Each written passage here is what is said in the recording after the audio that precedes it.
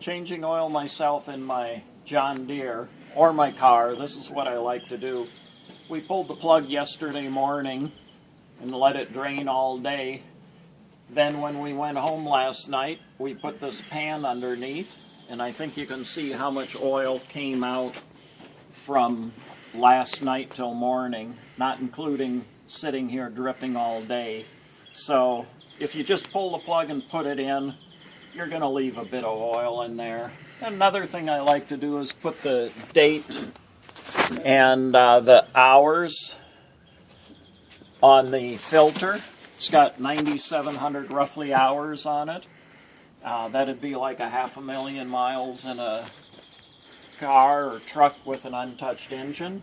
The other thing I like to do is I get this handy dandy tool right here. I got it at my local Ziegler Cat dealer, and it's like a pipe cutter. I cut the top off, then there'll be a pressure relief in there, and then I can take out the filter. Out falls the spring. I will then check the pleats for metal, and I can look in the filter housing there to see if there's any dirt in it. The other thing I do is I get a little bottle of oil here, a sample of the oil. I, again, got the bottle from my local Caterpillar dealer, Ziegler Cat. I drop it in the mail and send it off. It's roughly $10. Doing that is sort of like going to the doctor and having a blood test. They can tell a lot what's wrong with you. You can tell everything that's going on inside an engine from an oil sample. So I think doing it myself, it's a lot better for the machine. I know what's going on. And in one case, we had antifreeze, a little bit of antifreeze in the engine oil.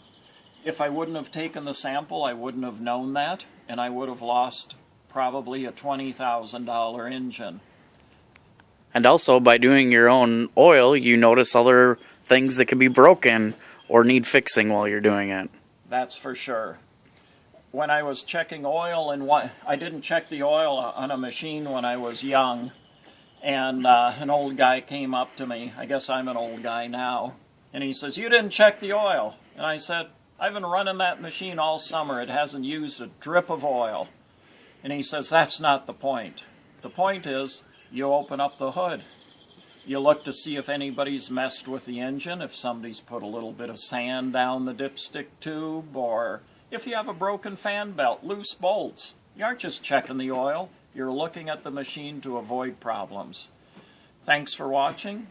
This is John from Bulow Excavating.